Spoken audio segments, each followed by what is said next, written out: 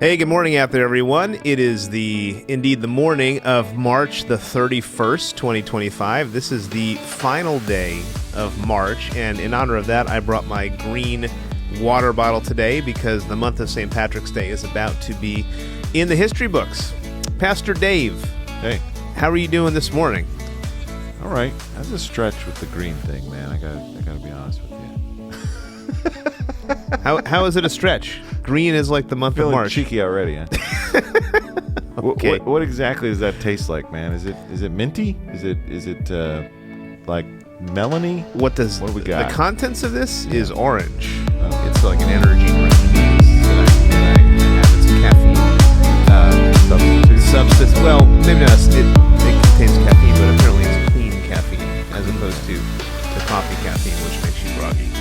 Some dirty caffeine that I. That's what they say. I don't know if that's true or not, but.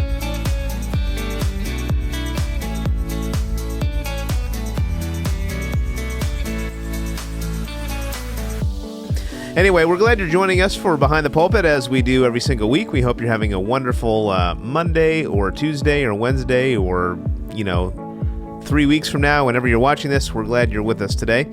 Why don't we get kicked off, as we usually do, with our famous segment, In the News. All right, so a couple news stories today that we wanted to chat about. I had two I wanted to make note of, and maybe Pastor Dave, you had a few. So the first one is a bit of a tragic one that I want to raise to your attention. In Myanmar, Thailand, there was a 7.7 earthquake that happened last Friday. And the headline here says it was the worst damage in Asia in 100 years. I see buildings collapsing. I imagine there's a few folks that were impacted. We do have a few world partners who serve in Thailand. That's just north of there. Actually, Myanmar is next to Thailand, but the earthquake could be felt in Thailand, indeed. So. Yeah, always a tragedy when there's a natural disaster like that happens, and we should be praying for the folks that are there, and maybe there'll be some relief efforts. If we know about those, we'll pass those along. So that's the first story. Any comments on the earthquake? Well, 7.7. That's pretty big.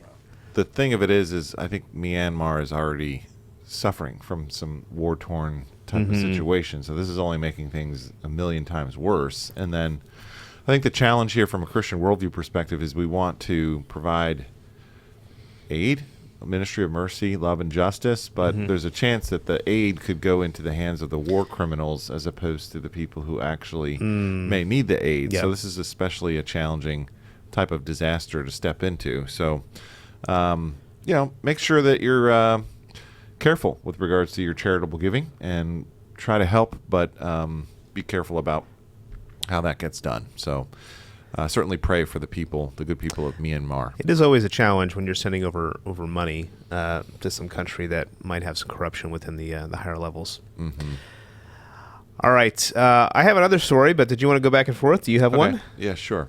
So I read this article this morning. It was in Vanity Fair. The headline is that Christianity was borderline illegal in Silicon Valley, and now it's the new religion. So this was encouraging. It was a long article. It's worth reading, and basically the summary, or like sort of the main point of the article, is that there's been an attitude shift towards religion, and one of the drivers of that is in a space where it used to be very unwelcome, especially in the tech world. The resurgence is because in the world of AI and how things are sort of moving in the direction rapidly with regards to technology, people are looking to AI to be their God, their source of everything, and their salvation. And so it's important that there be an alternative to that, because that's a little destructive to consider. So the article is pointing out the fact that there are people that are respected and now starting to raise their voice in these spaces about their Christian faith that were not previously being very outspoken. So as I think it was Bob Dylan who said many generations ago, the times they are a-changin'. And it's an interesting time in our country and in the world, and it's a great time to be a Christian because Aslan is on the move. That's a wonderful story. I love to hear that. And obviously Silicon Valley is a very influential area. So if Jesus is making inroads into Silicon Valley, he can make inroads into anywhere. Yeah. Yeah. The one particular convert that they were sort of highlighting in the article is Peter Thiel. Thiel. Yeah. Thiel, is it? Okay. Thiel. Yeah, he's well known. I think he's is it PayPal, or he's a big venture capitalist over there. He funds a lot of folks. Yeah. So, pretty cool story. What else you got? Well, maybe going along with that. So this is this sort of made the rounds, I think, over the weekend. I don't know when this interview occurred, but I think within the last week, Bill Gates went on Jimmy Fallon and made the statement that humans won't be needed for most things in the AI age. And it caught my eye because I was having a conversation with somebody in our congregation who kind of monitors and works in that space, and was saying not the exact same thing, but that was highlighting that even in the next few years there could be a disruption within the economy. But Bill Gates is basically saying, you know, he pointed to healthcare, mental health professionals, and teaching as particularly ripe for disruption, saying that a great doctor or a great teacher will go rare to commonplace, meaning that the robots will even take those positions. Although he did say, maybe Tim would like this, that some career paths might be safe. For example, we won't want to watch computers play baseball, which, you know, I don't know. Bill Gates has a way with words. You know, I don't know if this is going to be necessarily coming to fruition, but this is what some people are talking about. And there are companies that are building humanoid robots, and I think there's going to be a major discussion in the coming years about how to interact with that. Should you buy this? Should you partake in this? Especially from a Christian perspective, we're already dealing with the question of what does it mean to be human? What does a biblical anthropology look like, and how do we live that out? And that's going to become even more pressing as this technology advances. So, did you hear about Bill Gates, or was that news to you? No, but he's certainly not the only one talking about this, but he made headlines because he decided to go on the Tonight Show and say this. Yeah. I mean, it makes you think, what are those particular areas of human skill, talent, strength, gifting that will still be very valuable, that cannot be replaced, right? So I was thinking about, you said teaching, but there's more to teaching than just like giving information, right? So teaching well, that's what he said. I'm not sure that I agree with him about that. I'm just having a conversation. So like a good teacher, your favorite teacher was probably more than just somebody who gave you like data, right? So they inspired you. They, struck creative, thoughts in your mind. It's more than just, I think, what AI or a robot could do. Or how about pastoral care? Like I don't know. I don't really think that's going to do the trick for people who really need that emotional touch, that EQ. Yeah. So maybe it's like the EQ side of things is going to be really hard to duplicate, really hard to replace. Yep. My wife is a nurse and I'm a pastor, and I tended to think that those were jobs that probably wouldn't be replaced in the same way that some of the other more automated menial jobs might be. Yeah. I was chatting with we had that event, The Bridge, yesterday, and I was chatting with a young lady who's a senior in high school who's very into the arts, and she talked about how AI has kind of taken over the digital space with regards to graphic art, and she said that's sort of squelching some of the originality and the creativity that is possible inside of the human soul. So yeah, it can do some things, but I think we also want to make sure that skill doesn't atrophy in light of the new technology too, right? Yeah, I always point back to that. Even when we did our first underground that was dealing with some of the technology stuff, I showed that video from that movie WALL-E from back in the late 2000s. And that showed what could become when everything is automated. Are we really going to be floating around on chairs and we're just going to be fat and we can't walk and things like that? Right. I think that's a real danger, that when technology takes over and we don't have to think or do stuff, that we have to have appropriate guardrails around that. Yeah. Yeah. Yeah, because I think humans were made for work. We need to work, we need to be productive, we need to do things. And hopefully in the new age, we'll be able to do that in maybe different ways than we currently have, but we still need to work. We can't just sit around on our butts and do nothing. Yeah. Yeah. But it is a brave new world. We're it is. adjusting. It is. Although every time I see these things, and even looking at some of these robots, haven't we made... You were talking about Predator yesterday in your sermon. How many movies do we have about robots that are coming up and they never go good? When does it ever go good? Yeah. iRobot, Terminator... there's One of my favorite several episodes other of ones. MacGyver is about an AI bot. Is it? Yeah, there was an episode in the old MacGyver where he had to go in and try to beat this supercomputer. I don't know if you guys remember this one. And was this old MacGyver or new MacGyver? Old MacGyver. Okay. He goes into this plant and the he whole beat the building, supercomputer with a paperclip. The whole it's like this woman's voice that's like, MacGyver, I know where you are, and he the building is fighting back against him because it's controlled by some artificial intelligence. Yeah. It never goes well. Do you remember the 80s sitcom Small Wonder? It was like about a robotic teenage girl, and she was quite friendly. RoboCop? Not so much. Yeah. But that was one example of robots that are, I don't know. But you're right. I mean, the violence kind of sells. That's the story of The Matrix. And I think also took over the world. Right. And the worldview that's behind some of this stuff, the transhumanistic worldview is going to be more prevalent. We need to understand what things like that are and how we can navigate it as Christians. So more to come on that, but that was in the news that happened. One more in the news thing. Okay. Have you guys heard about this craze that's going on with the Apple TV? There's a new show that is extremely popular. I think it's called Severance.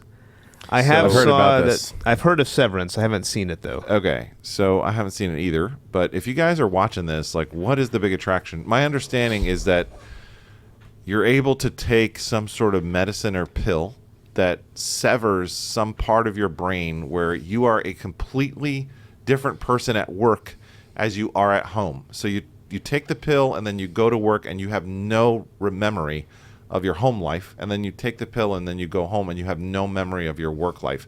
So there's a total compartmentalization. There's a complete separation from whatever's going on at work and whatever's going on at home. And of course, the upside there is that you don't bring your work stress home, and you become a more engaged, sort of like actively supportive and helpful domestic partner, so that your career doesn't bleed into what you need to be doing as a father, mother, family member, and vice versa. So it's it's really, really popular. It might be the most popular show in the world right now. I haven't seen it, but I'm hearing people say that it has the potential to be up there as one of the greatest shows of all time when it's all said and done. That's what I'm hearing. Of all time. People are really good. I saw the trailer, and the trailer will get you. It is... They're experimenting on this woman. She's like laying down on this big, huge conference table, and then she's hearing a voice from like the speakers, and the voice is like asking her basic questions about, do you know where you live? Do you know who you are? And they're proving to her that she's forgotten like her identity back home, and she's having like an existential crisis, and then that's the beginning of the show. Anyway, if you have Apple TV, let us know if you're watching that. Do you like it? Is it worth watching? I think you can get a free 1 month trial. I was thinking for about Apple TV starting too, if you want to just check out a couple episodes and see if it's worth it. Or hey, maybe you can just pay for 1 month. And I don't know if you guys saw. You can pay month for month. After that. Yeah, you can do that. Do you have Apple TV? Is that one of the apps you have? Well, not currently, but I have in the past, so I could turn it on for a month and then turn it off. Yeah. So I think it's maybe 8 hours a month, 7 hours a month. I forget. Does it require special hardware to have Apple TV app? No. Do you have to have like a Mac TV or something? No. You can most smart TVs have an Apple TV app. Oh, that's how I do it. Yeah. Oh, so they do. Yeah, my new one. You used to need the actual Apple TV device. Now, like Roku and smart TVs. Can you use have the Roku app. to get it? Yep. You can download the app. Okay, so if you're interested in Severance, let us know. I'm just kind of curious. I haven't watched it. I don't know. This is not an endorsement, but it's in the news, man. It's happening. It's all over the place. They had one of the greatest promotion things ever. They actually took the cast of the show and brought them to Grand Central Station. I don't know if you guys saw this, and they set up like a glass cube in the middle of Grand Central Station, and in that cube was an office. And the cast members from the actual show, like the stars, were in the middle of Grand Central Station, just like playing out a day of work, like the entire day. They did it for like 8 hours or something like that. See, I'm telling you, it's in the news. Let us know what you think. So that's our news story. Well, hold on. Since you brought up that, I feel like we need to have a House of David check in. We do, man. Okay, fine. Did you see this in the news section? David is and big Goliath? Today, but it's worth That's right. it. There's a lot going on. Did you see David and Goliath Part 1, and what did you think? Bro, I am so ready for Thursday. That was great. Oh, my goodness. What I feel like they've done is everybody knows David and Goliath. You've read 1 Samuel 15 to 17, and yet you're still excited to see David face Goliath in this upcoming cliffhanger. Bro, what's going on in my mind? I'm like, what's going to happen? Is he going to beat the giant? Even though you know he's going to be the giant, you're like, is he going to take the giant? I've preached on this story, and I still feel like I'm on the edge of my seat. How do you think he's going to take him down? Yeah, at this point, I'm like, anything could go. Honestly, although we do know this story, there are some things that I'm learning. So I've studied, 2 Samuel, 1 Samuel. I know this stuff, but there's some stuff that came out of the Talmud last week in their story or not the Talmud, but some of the Midrash. Not the Midrash. What is that thing called? Yeah, maybe it's the Talmud. Anyway, so there's Jewish tradition about David's mom. And I'm like, what's going on? Like, I never even heard of any of this stuff. And so I went on the Chabad website to get a copy of the it's the Talmud, right? Yeah. Yeah. Okay. Talmud. So yeah, they always talk about the. So there's the tradition Talmud. about David's mom, and I don't know if of course this isn't scripture, but they have David out in the fields, and the other brothers are coming, and David's not coming. And it's like, why? How come David's left out? How come David's like ostracized? How come David's with the sheep? And in the film House of David, like Samuel says to Jesse, he's the son of your shame, and they're alluding to the fact that they think that David actually has a completely different dad, and that his mom was unfaithful, and that's why he was sent out with the sheep, and that's why he wasn't like part of the lineup for the kings, and then that's why he was.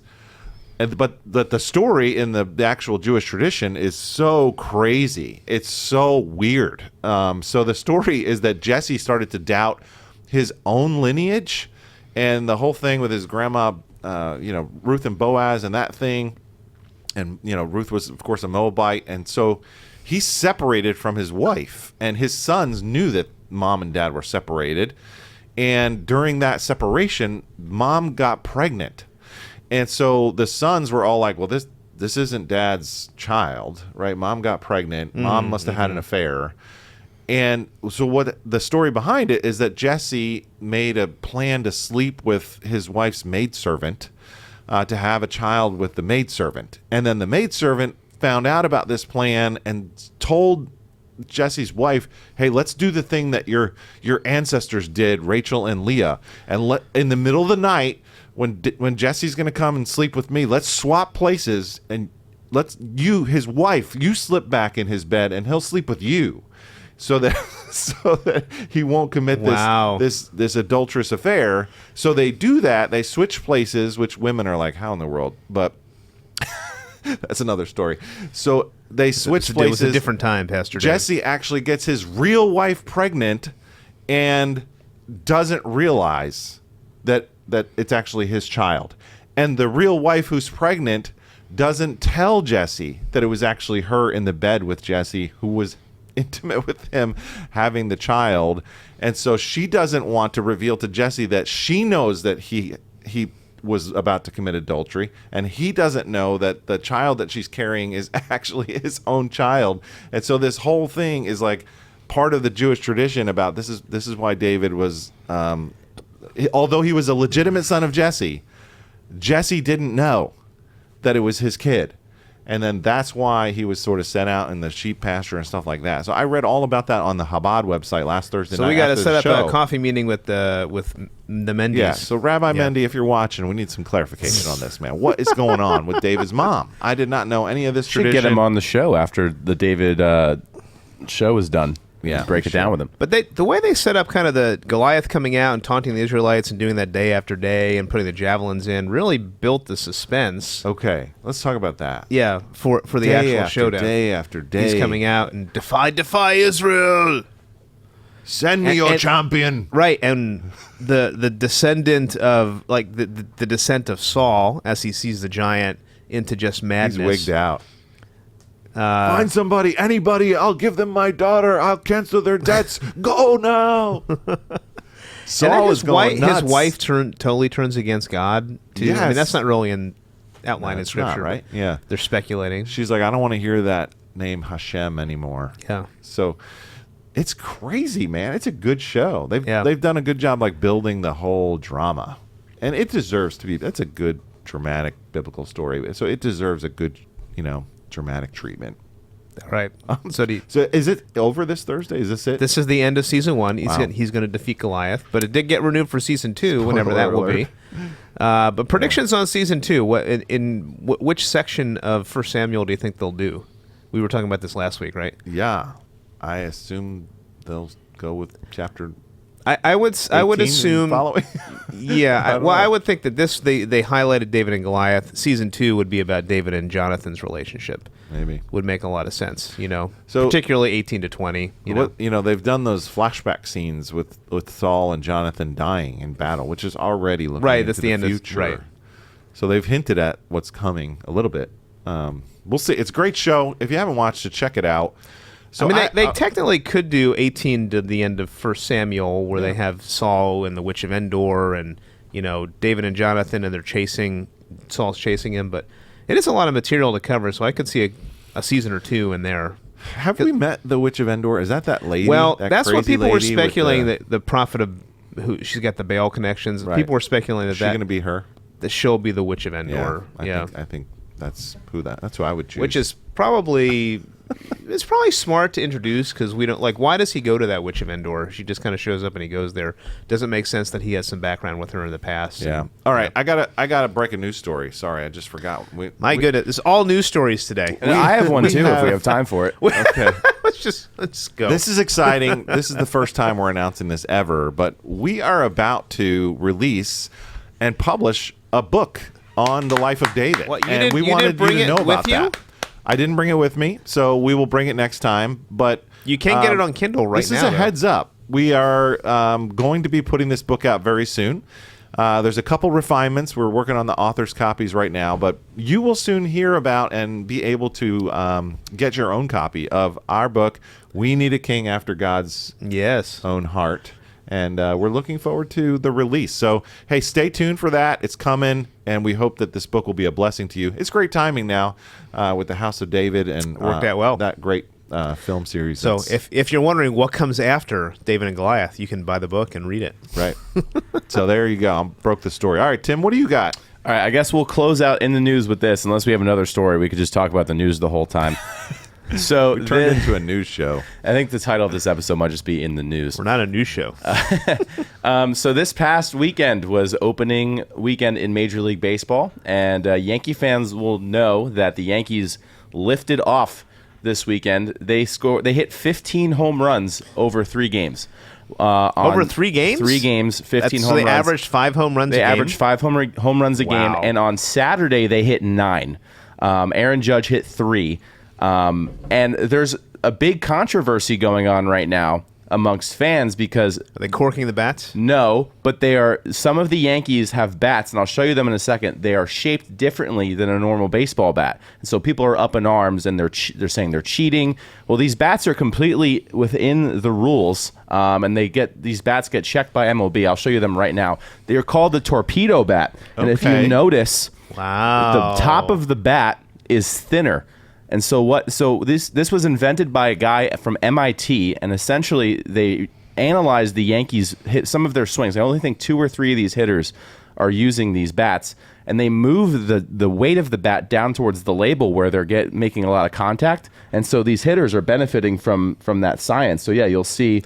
So it looks like that's a bowling pin legal almost. bat. There's not. That's perfectly legal. And Wow. people are saying, well, this is the first we've really heard about it, but it turns out, other teams have tried it before, like in previous years in spring training, and it's been around. But I think what's bringing it to the surface here is the fact that the Yankees went and hit 15 home runs over the weekend, and a couple of those players who hit them were so using rather these than bats. getting fisted with the ball, they're able to fight off a pitch. That Exactly. comes in really Yeah. close. So okay. That's So they're the breaking point, yeah. less bats. Yep. So that's people are in the social media comments. They're up in arms. They're like, "Oh, they're cheating," and people are like, "No, this is legal. At least for now. We'll see Yeah, if who the knows? MLB Maybe makes they'll any." change. Yeah. Yeah. Very Well, interesting. clearly, the home run, tallies are paying off with this new technology. A couple of our church members are a big part of Little League, thinking about Jackson, Brandon, and stuff like that. Doug said he was down at Dick's Sporting Goods Saturday. Baseball gear will make you go broke, man. They can charge some money for that stuff, and kids have certain brands they want now, and everything's like really particular. How much is one of those bats, Tim? Man, One of those bats, like a nice top of the line. Can you wood get bat? You're looking at over $100. Yeah. But some of these low league bats, because they're made of composite metals, you can some of these bats. I remember when I played baseball, you're looking at some of these bats are like $300, Yeah. $350, and then night, nurse. And then some of these bats go dead, so you got to get new bats every couple of years. Oh. Sheesh. Yeah. In the news, let us know what you think of the torpedo bat. We want to know. Lots of comments. You can comment on that. You can comment on David. You can comment on Severance. Hopefully there's some comments. We never get any comments. Look at some comments on this. I played See Little who's League watching. for 6 years, and Yeah. I could have used a better bat, man. I never really excelled at baseball. I always struggled. Just working on the hook shot. Yeah.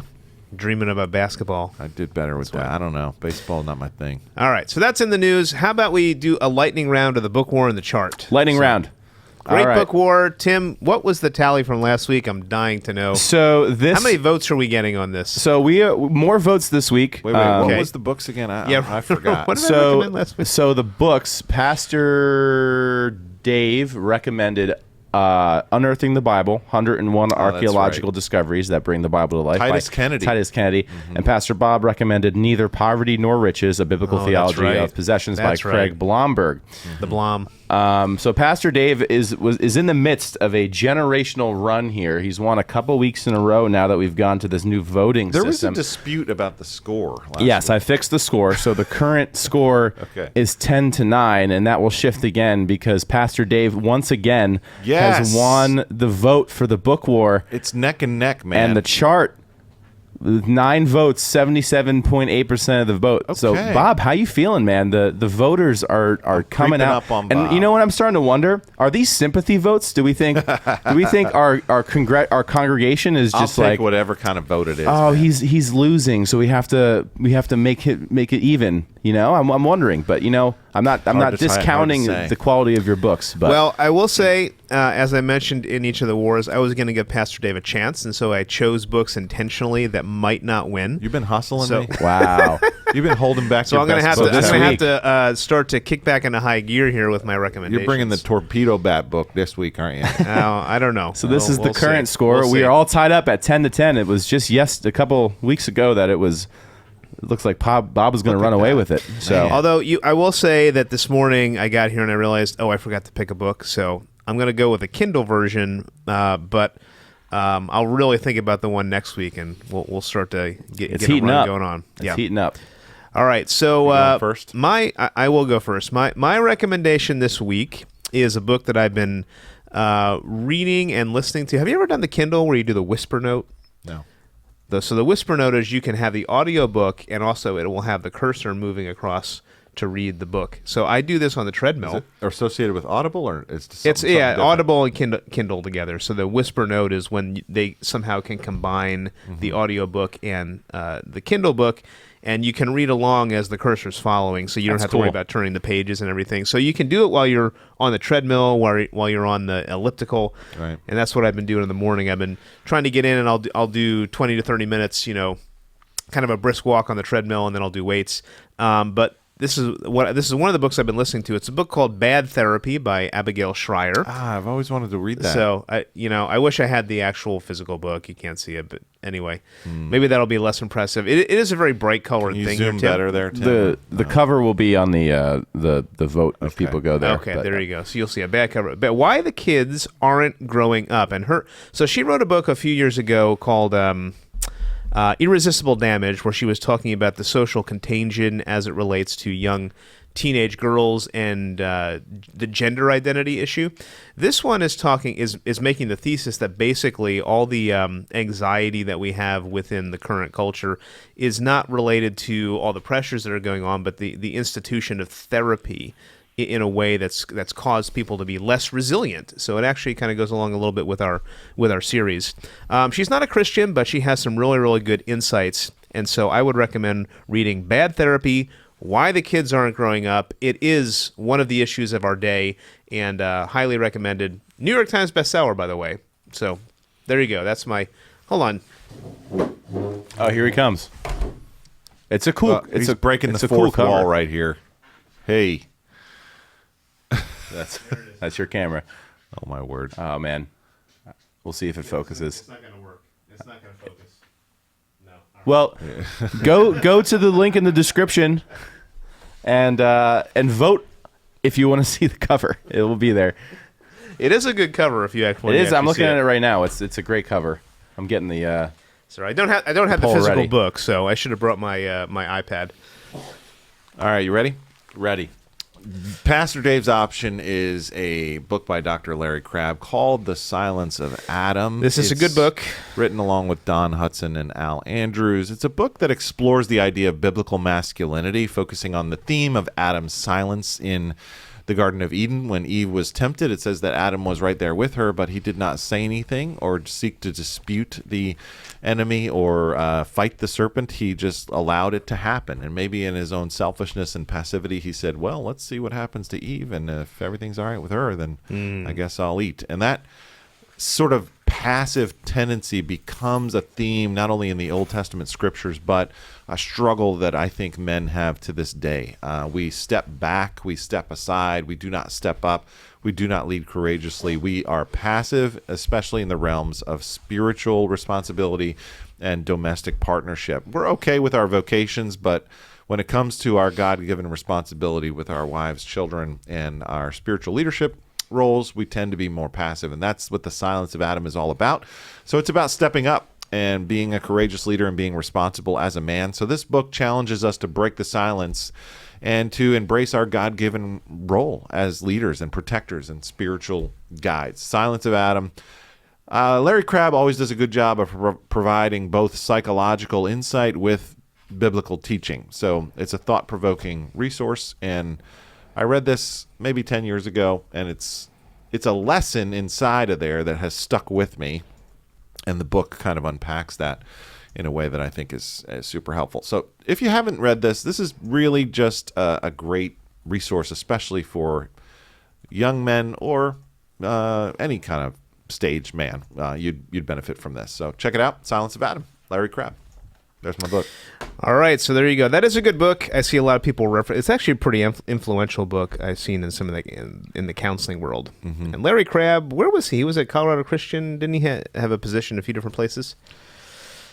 Larry Crabb, Colorado Christian University, distinguished scholar in residence there. I know that he was a professor at Western.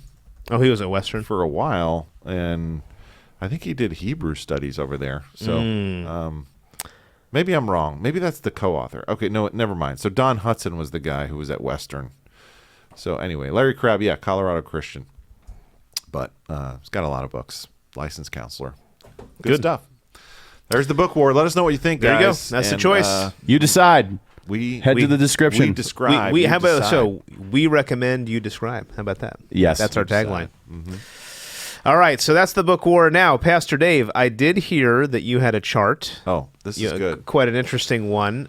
Hey, I'm about to take the chart to a whole nother level, man. Let me know what's the first thing you think when you see this chart. You have never seen a chart this pretty before. This one is good, man. So if you follow Ryan Burge on X, you know he always comes up with good stuff to talk about, and this was from his feed. Does anybody watching know who Ryan Burge is? I don't know, but you should follow him. If you're on X, he's worth a follow. So, Tim, show our audience this awesome chart, man. So if America and the religious scope was represented by 100 people, this is what it would look like. So each square is one person, right?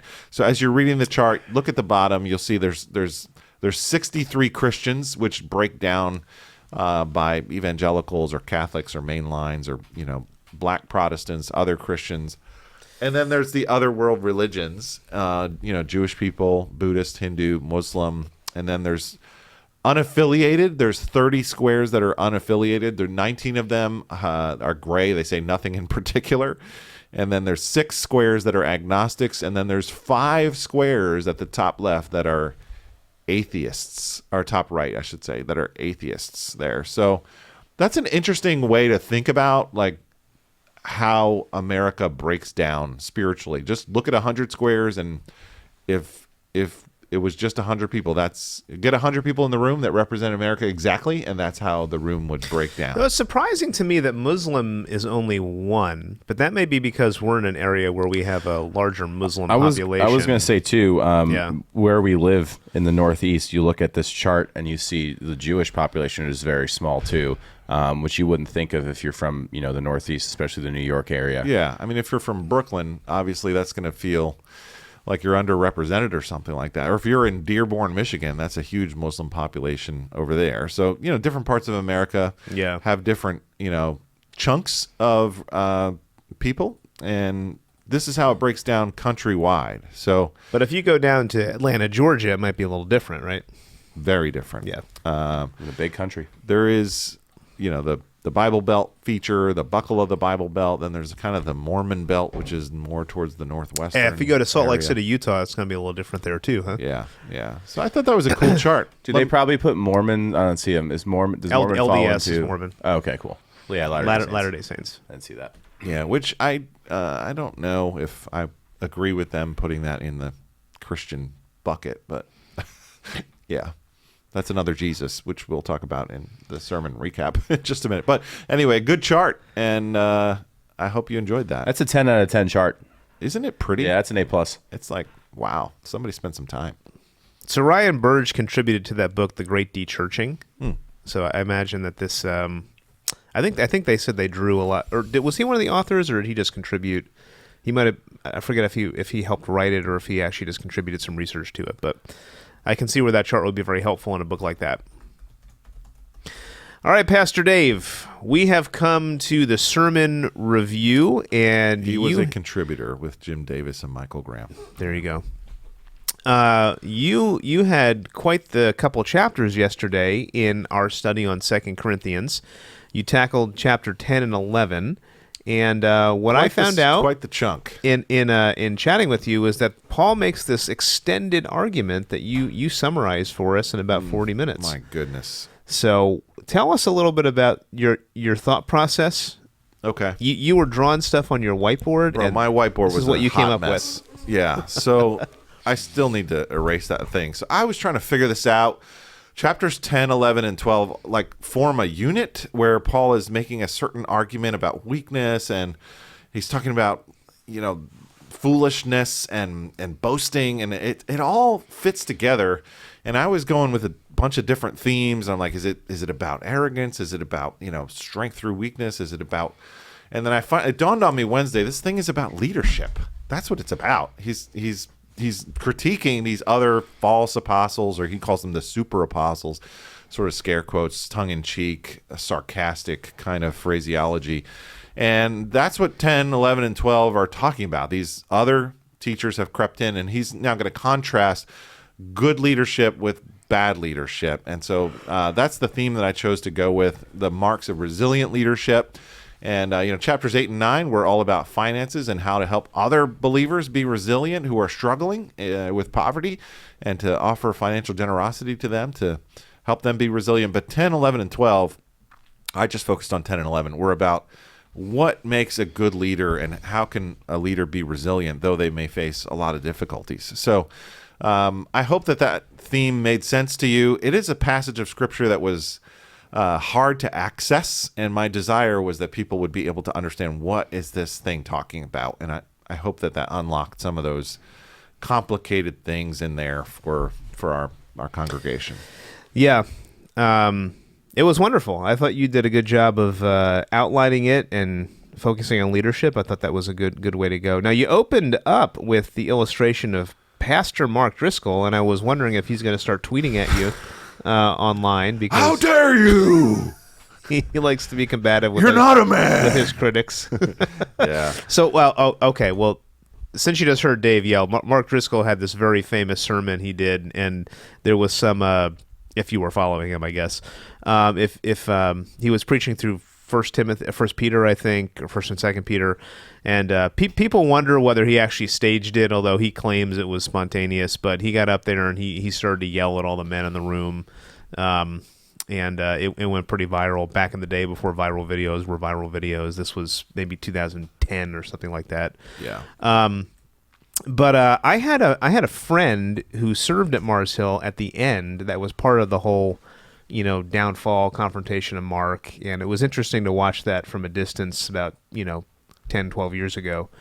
But he still got a church. He went down and he wasn't, it wasn't his fault. He went down and started a church in Scottsdale, Arizona, and he's Trinity Church. He's down there. That's a couple thousand people. I mean, certainly gifted leader. So you don't just create a church with 17 locations and 15,000 people without having any kind of leadership skills, or make a comeback with a second church that's in the thousands. Wow. But it is a cautionary tale on the fact that just because you have leadership skills doesn't mean you might have the character to go with it. Right. So, I'm reminded of 1 Corinthians 12, which is all about the spiritual gifts, versus 1 Corinthians 13, which is all about the characteristic of love and maturity that's supposed to go together with those kind of spiritual gifts. And I think Driscoll was, there's some immaturity there back in the day. I hope that he's learned some lessons since then, but it doesn't seem like he really truly owned the mess that he created that was the fall of Mars Hill. At least it wasn't satisfying to me. I think at the end of the day, he kind of resigned, and rather than submit to church discipline, he basically just let the church crumble. And he said that the Lord had revealed to him that there was some kind of trap that was set for him and that he needed to pull back, even though before he would say things like, I'm going to finish my ministry here, and you can bury me here, and I'm going to preach my sermon. I'll sit in the coffin and I'll close the casket after my last sermon myself. And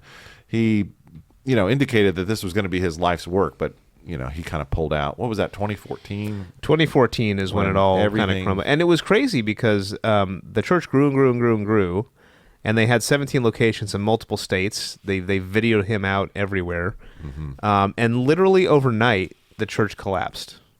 Yeah, it was pretty crazy. You built this empire, and then overnight, all those churches, most of the churches voted to become independent and go with their local campus pastors. But Mars Hill was basically no more overnight.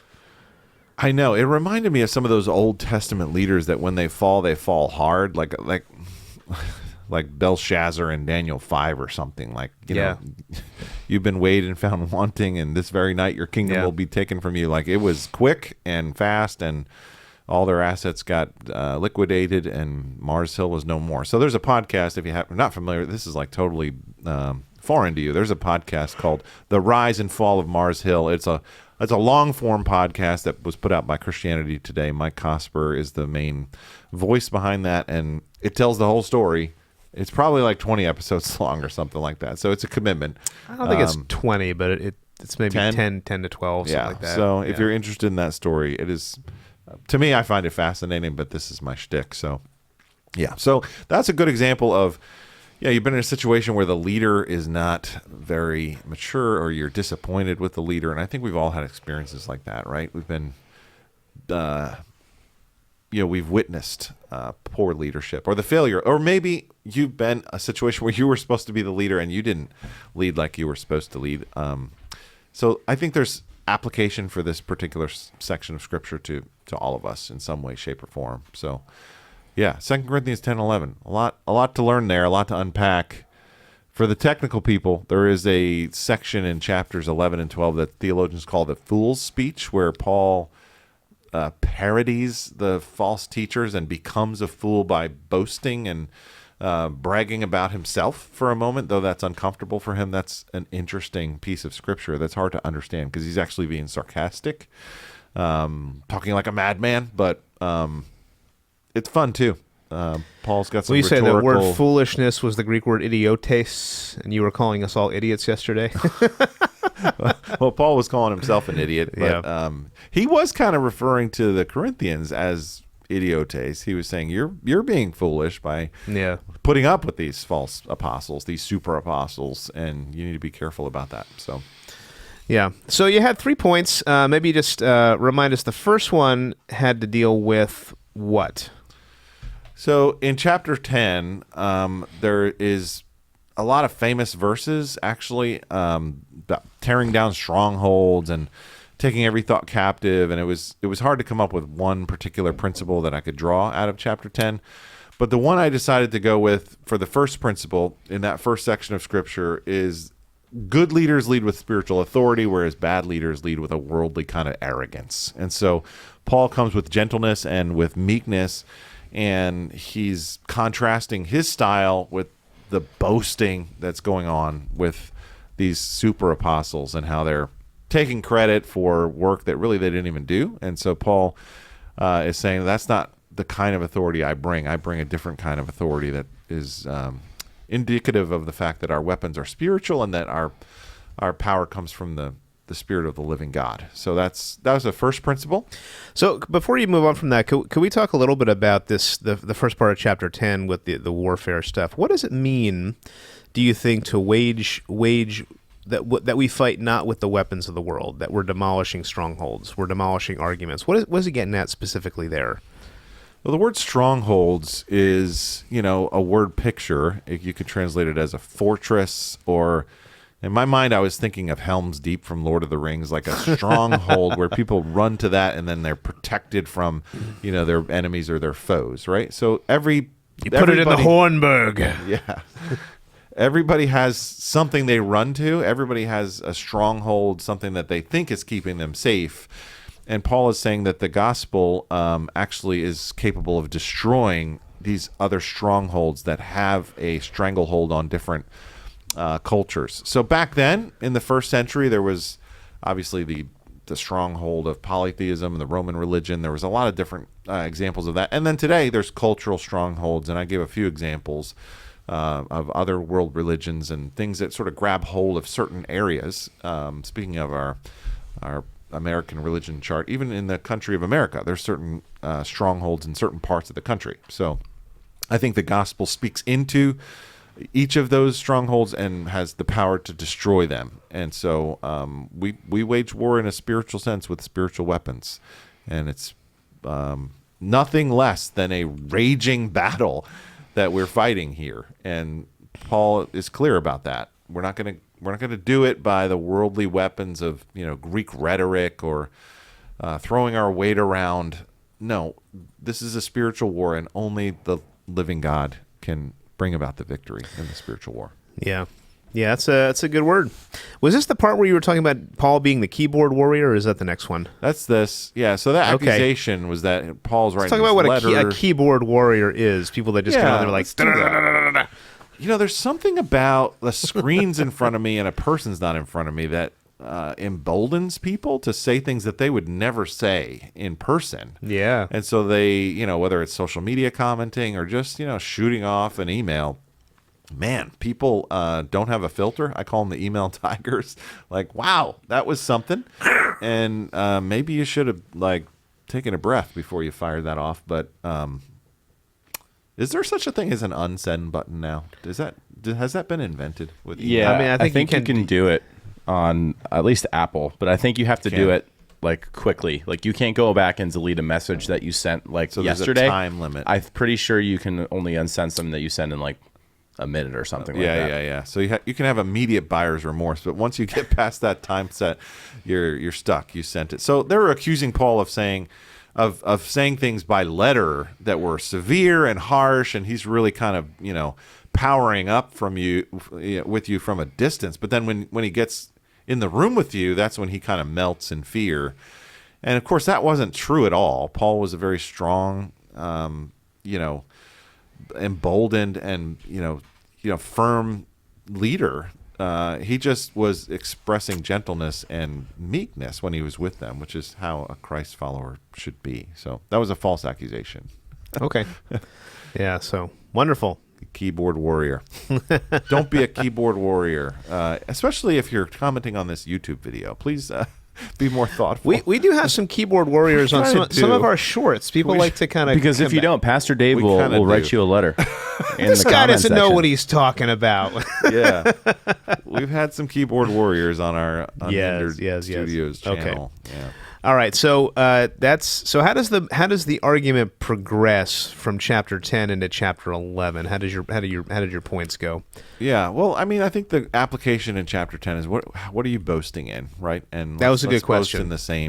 Let's boast in the same thing You Paul did. You had some good examples of of how we can boast and how we shouldn't boast, right? Yeah, how do you boast? I was honest about my email boasting.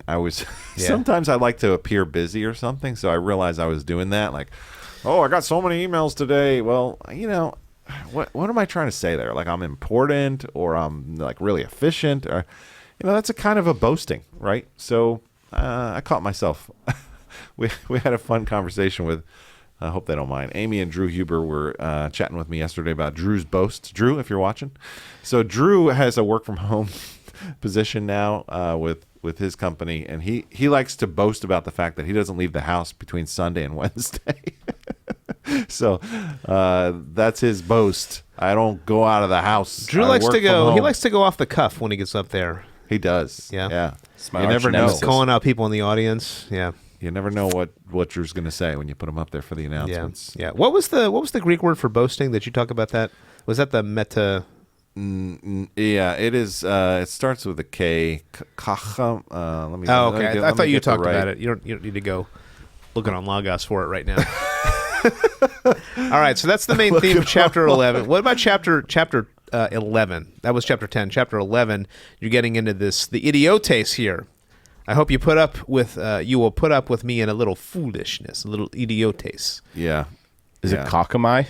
Yeah, kakamai. Thank you. There it is. Yeah. And then also he talks about a godly jealousy. Almost sounds like boasting. What is a godly jealousy? I thought that was always bad. Actually, people do, like the new atheists tend to hit this point and say, how could you worship a God that has such a petty characteristic, such as jealousy? Like, your God is jealous? What is he jealous of? How could he be so immature, as if he's like green with envy or something, and God just can't take the fact that we're going to explore other religions and our God is insecure, right? That's the Christopher Hitchens, Richard Dawkins, Sam Harris type of argument. Like, so your God is petty, your God is jealous. But actually, what Paul means there is he's taking the imagery of exclusivity in the context of a marriage and saying, I'm jealous for you that you'd be faithful in your union to Christ as you would be in the context of a marriage relationship. That kind of jealousy is the kind of jealousy that God has. And it is perfectly right and noble for a husband to be jealous for his wife, for a wife to be jealous for her husband. I think we can all relate to that.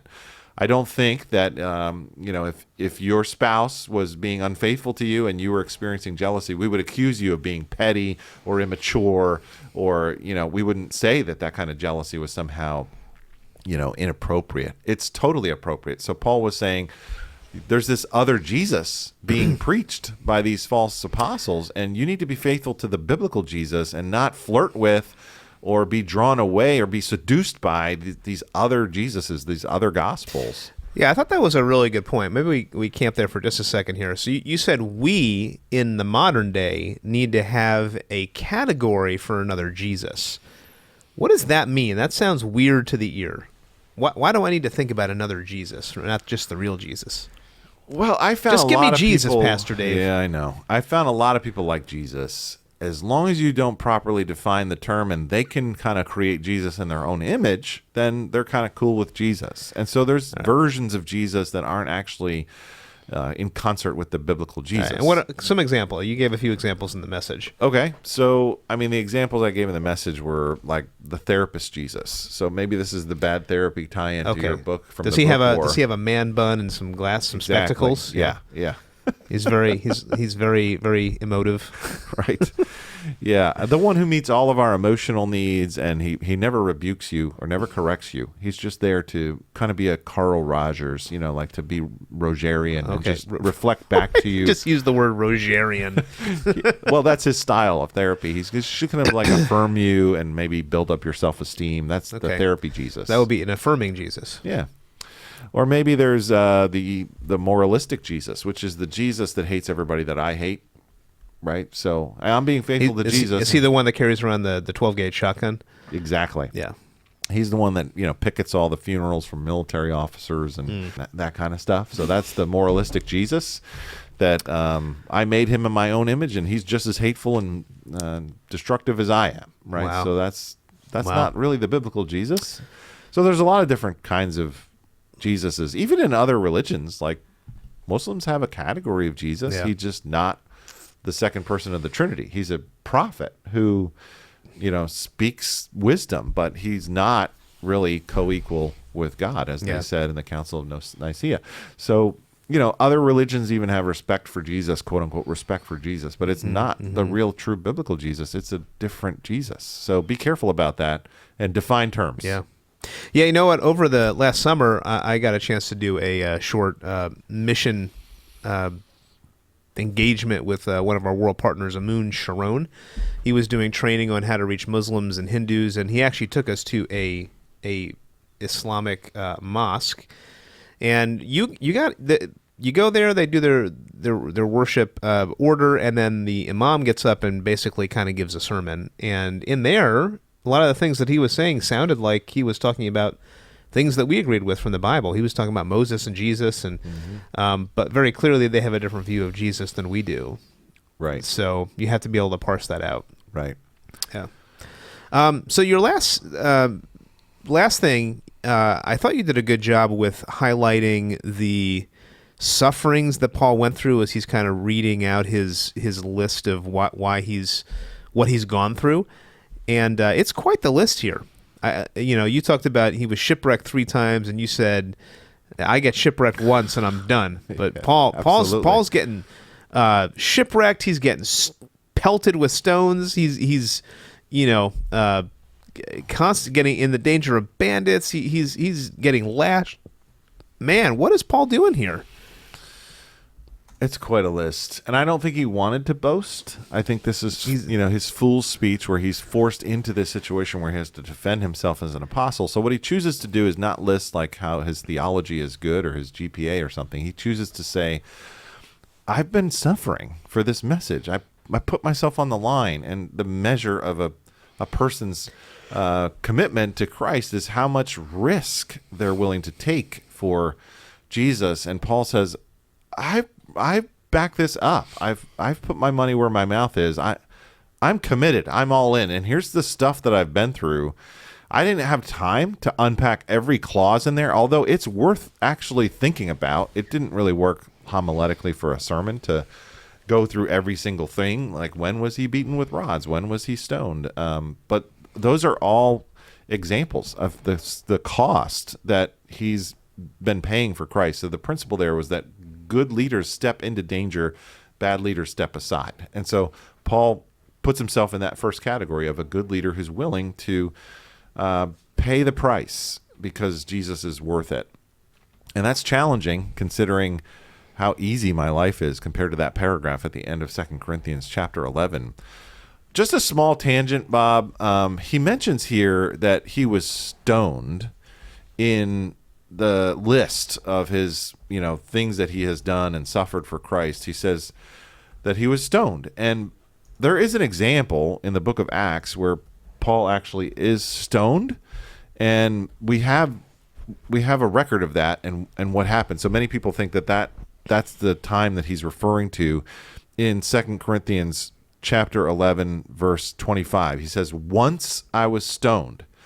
And so he was stoned, I think it's in Acts 13, and they left him for dead, right? So they actually, Acts 14, so Acts 14. So in Lystra, and some people surmise, and this is a little teaser for next week, that he actually died So they stoned him and he died, and then he had this experience where he went to the third heaven and saw all of these things that were happening in the afterlife, in the sphere that is beyond this life. And then he came back to life and was able to continue on in his ministry. So that's a little speculation there, but he was left for dead at Lystra, and people don't know, when did he have this experience that 2 Corinthians 12 is talking about, where he went up to the third heaven and saw things that were too wonderful to talk about. Some people say that's where it happened. So you could chase that down this coming week, because I know that's going to be your passage. I know. I was just saying I'm going to get into that. When the heck did that happen? Yeah. I think we're going to focus on the beginning of chapter 12 this week, and then we'll wrap up with the end of the book the following week. Yeah. So challenging passage, definitely convicting for those of us who have leadership positions. I hope that was applicable to your life. Yeah. So this week we're going to talk about famously Paul's thorn in the flesh and this third heaven and his grace being sufficient and his power being in weakness. So that's going to be some contradictory stuff this week. And we're going to get after it. Hope you join us. Very good. So that's that. We are coming to the end of the show. I know Tim might have a theology sprint for us. I do. And then we'll do a couple announcements and be on our way out. So where are we running to today, Tim? So I'm going to go a little bit of a different route for the theology sprint today. Last week, Noah gave us a really hard one, so I saw that. So this one needs to catch our breath. I would hope this one's a little easier because you guys, I think, can talk from experience here. It actually goes off of what you guys were just talking about. So, yeah, we see there in the passage that Pastor Dave talked about on Sunday, this resume that Paul is showing us in 2 Corinthians. And so the question is, sorry, let me backtrack. I lost my train of thought. He's defending his own credibility. So how can you guys, as pastors or Christian leaders, how can you be humble and real about your weakness, but also command authority and respect when it comes to your roles in the church or other leadership roles? It's a good one. You go first? That's tough. I think I struggle, as most people do, in the flesh, that you want to have credibility. So you want to make sure that your theological training is right, and you don't want to come unprepared for anything, but at the same time you want to let go of the fact that this is a spiritual work that only God can do, and trust in God to do what only He can. So how do we do that? There's a great proverb that says the horse is prepared for the day of battle, but victory belongs to the Lord. So we do the part that we can do. We prepare the horse, but then we trust God to bring about the victory and give Him all the glory and the credit when He decides to do that. So we build the altar, He sends the fire. And so I think we need to do both, but I think we can definitely make sure we're giving glory to God. And if something great happens in the ministry, I think it's okay to celebrate that. Yesterday I was standing in the baptism waters with Cole Liverance, and that was a really special moment.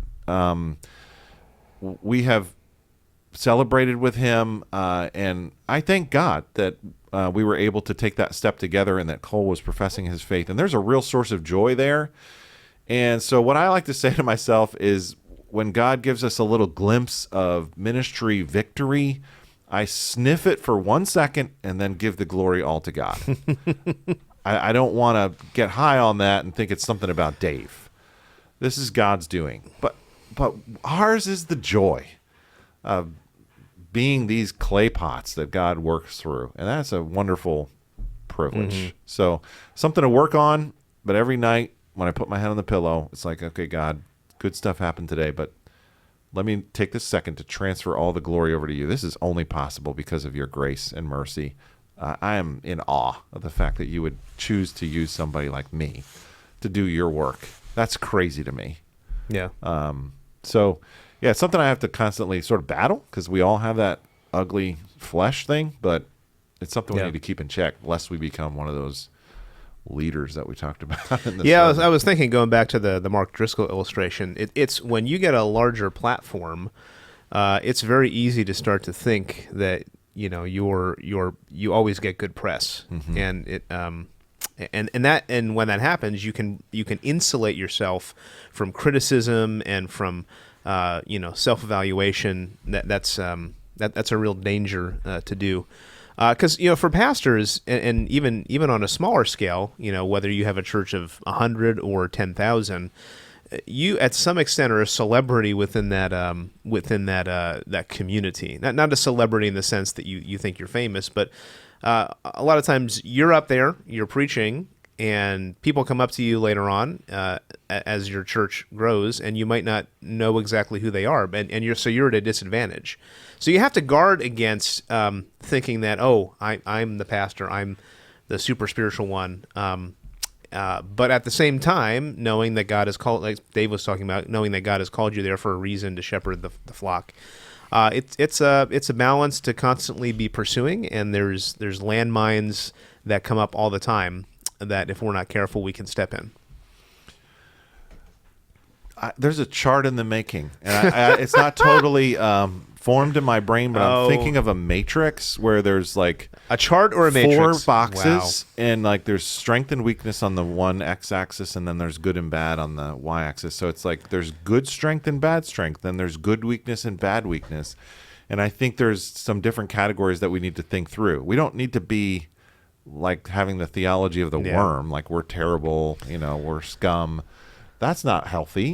But at the same time, we don't want to be like overly confident in the, spiritual gifting. That's powering up, and that's taking too much credit for that. So that's like bad strength.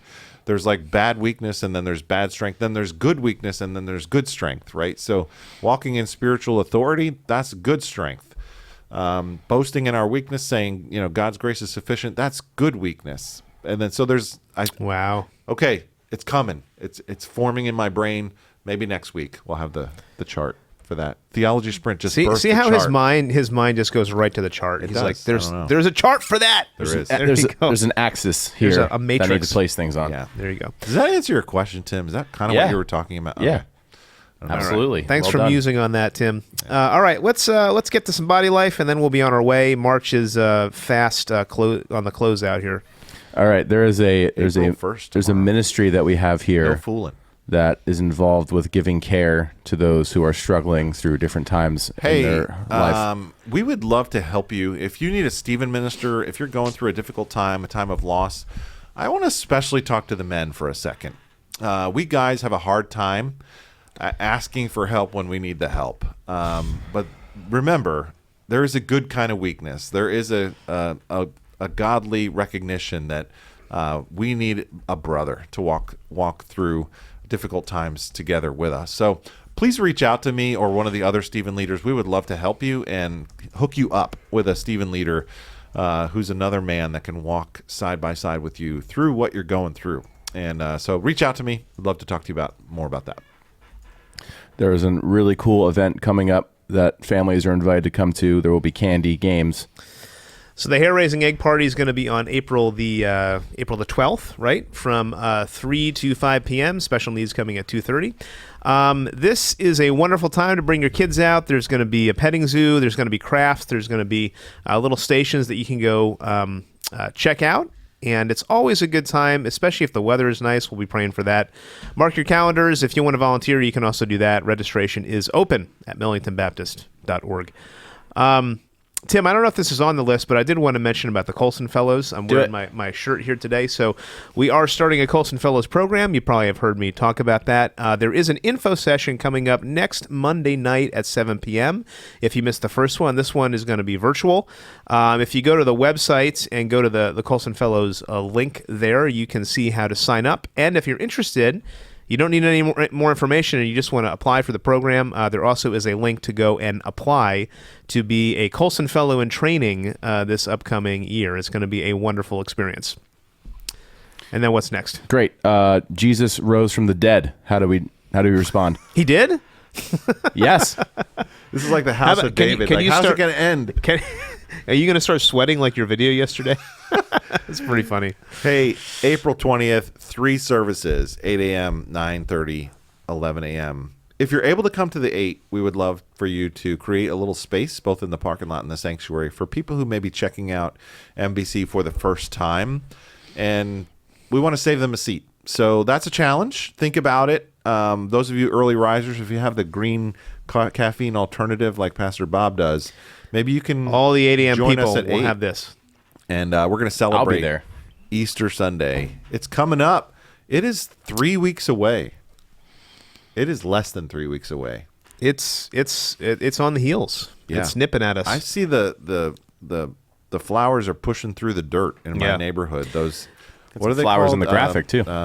What are the first flowers that come up? The daffodils. We got daffodils, and we got the forsythia bushes. the forsythia. The yellow is out there. Got some star magnolias coming out. Yeah. Yes, the pansies. It's time for spring, and the resurrection is bristling all around us. Yeah. So. It's a late Easter this year, so it should hopefully be warm with lots of green. One final announcement. It's not for the dudes. This Saturday, tea and testimony. Ladies, 9:30, doors open at 9:15. You will be blessed by carving out some time this Saturday morning and just attending an awesome time of worship and encouragement. Please join us and bring a friend. This is going to be a great event. So Saturday morning, NBC, tea and testimony. See Kim McCarthy or Chrisana Ukritnikun for more details there. TNT, man. TNT. TNT. There it is. All right, thanks for joining us today, and we hope you have a wonderful rest of your Monday or whenever you're watching this. God bless. Wonderful. And we'll see you Wonderbar. next week on Behind the Pulpit.